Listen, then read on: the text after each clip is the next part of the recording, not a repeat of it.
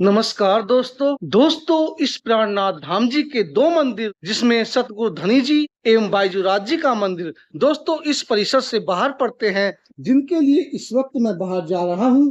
दोस्तों सतगुरु धनी जी एवं बायजूराज जी मंदिर के लिए जो ये आप इस प्राणनाथ धाम का जो मुख्य गेट देख रहे हैं और इसके ठीक सामने से जो रास्ता पश्चिम के लिए जाता है यही जा रहा है। दोस्तों अब मैं इसी रास्ते पर आगे बढ़ रहा हूँ। सतगुरु धानी जी मंदिर जाने के लिए जैसे ही ये गुम्मट जी एवं बंगला जी मंदिर का परिसर खत्म होता है, ठीक इसी के बगल से रास्ता कटता है। दोस्तों मेरे सामने जो ये मोड़ देख रहे हैं दोस्तों यही जाता है श्री सतगुरु धनी जी मंदिर के लिए। चलिए दोस्तों आगे बढ़ते हैं। ये दोस्तों जो आप मंदिर इस वक्त अपनी स्क्रीन पर देख रहे हैं दोस्तों ये वही मंदिर है जिस पर अभी हम थोड़ी देर पहले गए थे, जिसमें गुम्मट जी एवं बंगला जी मंदिर है और ठीक इसी के बगल से यह रास्ता जा रहा है श्री सतगुरु धनी जी के लिए। फाइनली दोस्तों श्री गुम्मट जी मंदिर से लगभग 2 मिनट पैदल चल के इस वक्त मैं इस सतगुरु धनी जी मंदिर पर पहुंच गया हूं। दोस्तों इस मंदिर में प्रवेश से पहले भी आपको जूते चप्पल नीचे उतारने पड़ते हैं और दोस्तों फिर इन सीढ़ियों से चढ़कर आप इस मंदिर में प्रवेश करते हैं।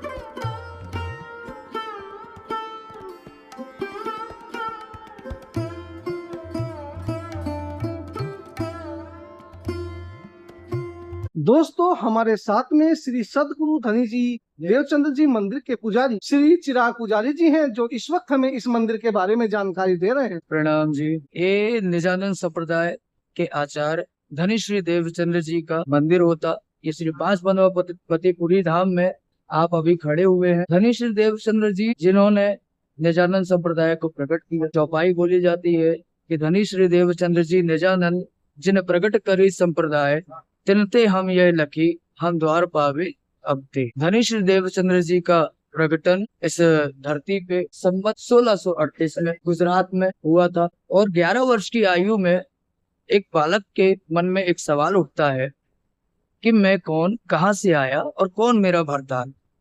ये 3 सवालों को लेके धनी श्री देवचंद्र जी ने खोज करी कि मैं कौन हूँ, यानी जो ये शरीर है इसके अंदर जो जीव है, आत्मा है, वो कौन है और वो कहाँ से आई है और यहाँ पे क्यों आई है, क्या कारण है। आज मनुष्य जाति, मनुष्य जो मानव धर्म है वो भूल चुका है, लेकिन इस बात पे किसी का विचार नहीं कि वो इस संसार में क्यों है।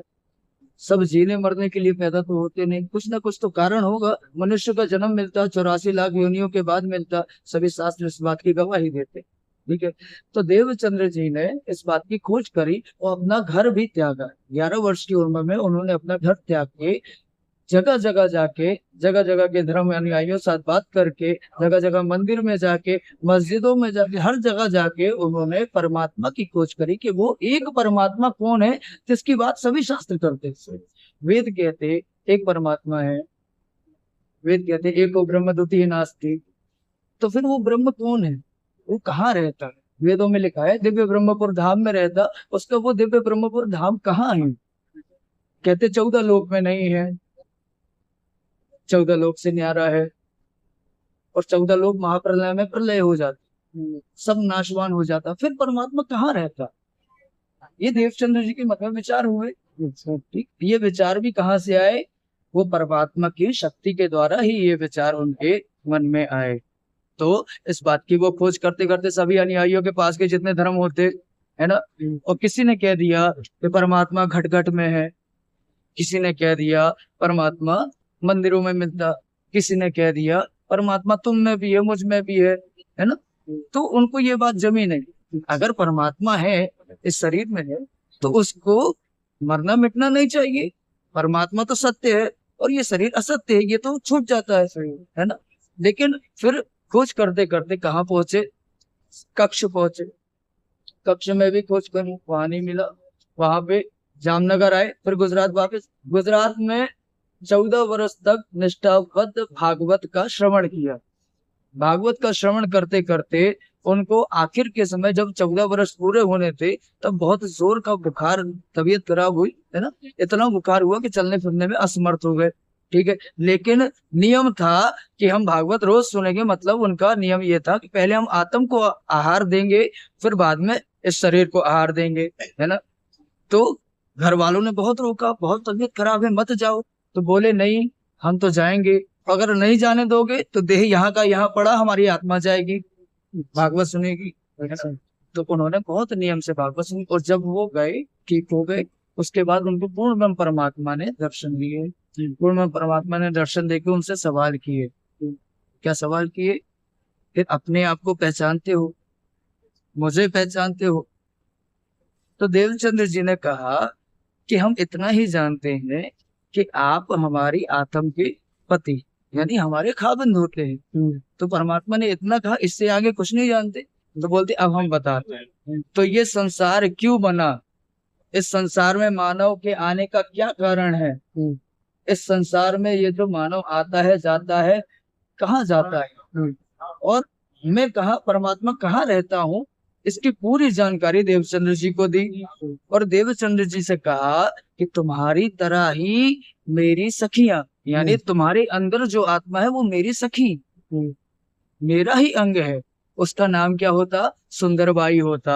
नाम भी बताया, आत्म का नाम आज तक कोई नहीं बता पाया, स्वयं परमात्मा ही अपनी रूहों का, अपने अंश का नाम बता सकता। ठीक।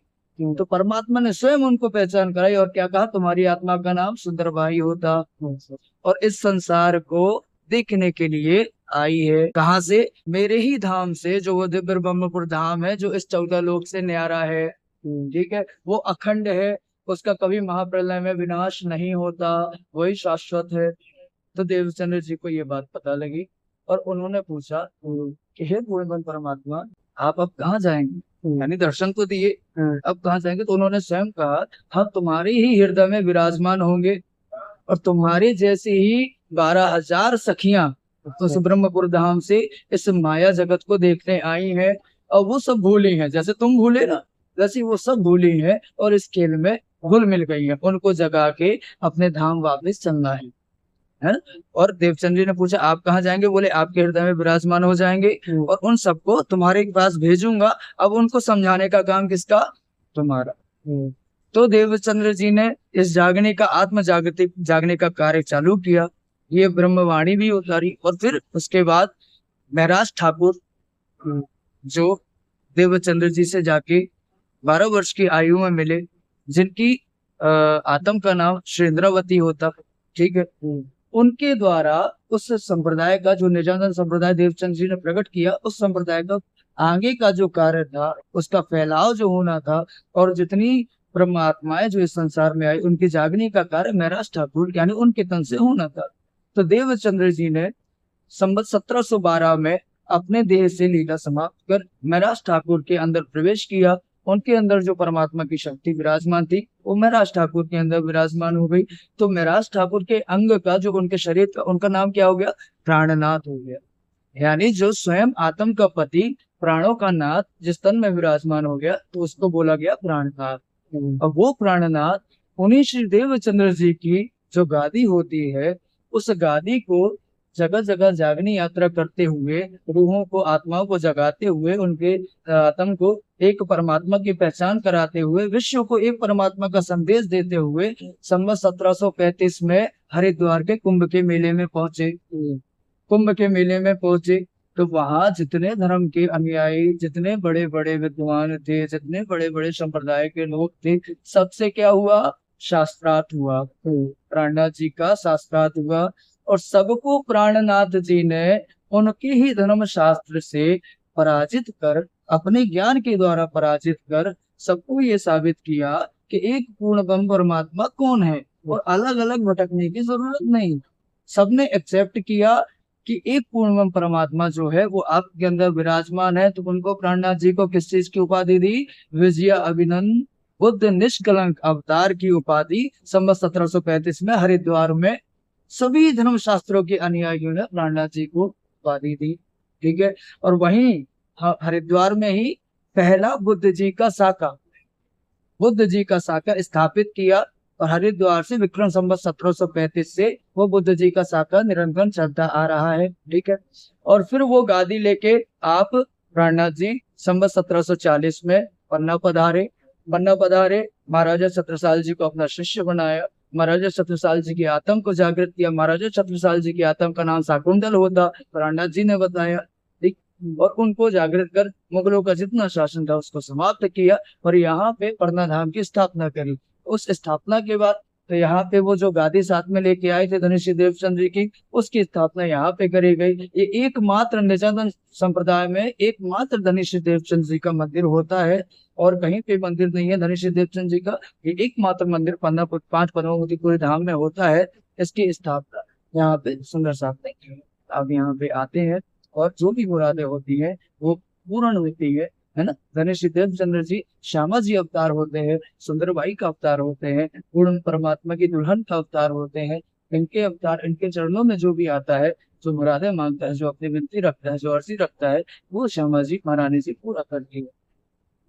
ठीक है पंडित जी, बहुत बहुत धन्यवाद, आपने इतना अच्छा ज्ञान दिया, इसके लिए मैं आपका बहुत बहुत आभार व्यक्त करता हूँ। प्रणाम। दोस्तों, सतगुरु धनी श्री देवचंद्र जी में दर्शन कराने के बाद दोस्तों अब मैं आपको अगले मंदिर श्री बाईजू राज महारानी जी लेकर चल रहा हूँ। दोस्तों, जिसके लिए ये जो सतगुरु धानी जी मंदिर है, इसके सामने वाला जो रोड है वही जाता है श्री बाईजू राज जी महारानी मंदिर के लिए। चलिए दोस्तों आगे बढ़ते हैं। तो श्री बाऊ जी राज महारानी जी मंदिर के लिए यही वाला रास्ता जाता है। देखिए यहाँ पर डायरेक्शन भी दी गई है। दोस्तों, सतगुरु धनी जी मंदिर से चलते हुए मुझे इस वक्त मुश्किल से 2 मिनट का समय हुआ है और दोस्तों सामने मुझे बाईजू राज जी महारानी मंदिर नजर आने लगा है और दोस्तों सतगुरु धनी जी से इस मंदिर की दूरी मुश्किल से 200 मीटर होगी। दोस्तों, जैसे ही माता जी के इस मंदिर में आप इस गेट से प्रवेश करते हैं तो दोस्तों लेफ्ट हैंड पर यहाँ पर आपको एक तालाब भी देखने के लिए मिलता है और दोस्तों सामने जो आप मंदिर देख रहे हैं वही है दोस्तों श्री बाईजू महारानी जी का मंदिर।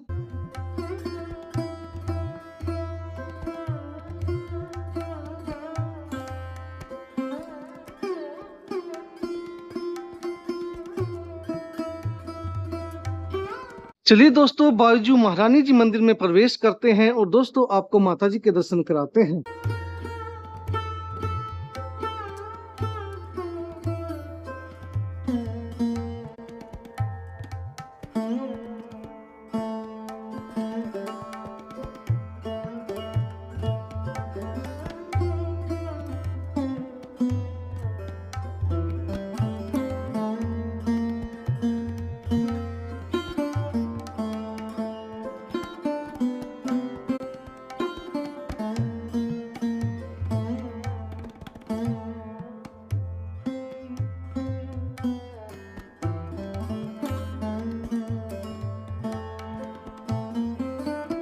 दोस्तों हमारे साथ में श्री बाऊ जी महारानी जी मंदिर के पुजारी जी हैं जो इस वक्त हमें इस मंदिर के बारे में जानकारी दे रहे हैं। यह मंदिर जो है श्री बाईजू राज महारानी जी का मंदिर कहलाता है। बाईजू राज महारानी जी जो कि साक्षात परम परमात्मा स्वरूप श्री प्राणनाथ जी की अर्धांगिनी है, जो ब्रज में राधिका स्वरूप थी, इस कलयुग में बाईजू राज जी के रूप में अवतरित हुई है। महारानी बाईजू राज जी जिनका जन्म स्थान भौरा जी है जो गुजरात में पड़ता है, आप प्राणनाथ जी के साथ विक्रम संवत 1740 में श्री 5 पद्मावतीपुरी धाम पन्ना में पधारती है। इस मंदिर का निर्माण स्वयं प्राणनाथ जी ने अपनी मौजूदगी में इस मंदिर का निर्माण विक्रम संवत 1750 में किया था। जो साक्षात श्यामा स्वरूप यहाँ बैठी है, सबकी यहाँ मनोकामना पूरी होती है। यह वो मंदिर है जहाँ पर हमारी, क्योंकि श्यामा महारानी हमारी आनंद स्वरूप है, ये जो आनंद देने वाली है, क्योंकि जब तक अपने अंदर इश्क नहीं आएगा, अपने अंदर प्रेम नहीं आएगा तो परमात्मा से अपन नहीं मिल सकते हैं। तो आनंद को देने वाली ये आनंद स्वरूपा बाईजू राज कहलाती हैं, जिनके द्वारा हमको परमात्मा से मिलने में सहज मिलना होता है, इनकी कृपा पात्र से। दोस्तों इस वक्त मैंने आपको इस पद्मावतीपुरी जी धाम के चारों मंदिर घुमा दिए हैं, इसीलिए दोस्तों इस सफर को यहीं खत्म करते हैं और अब मिलते हैं यहाँ से आगे के सफर में। तब तक के लिए नमस्कार, जय हिंद, जय भारत।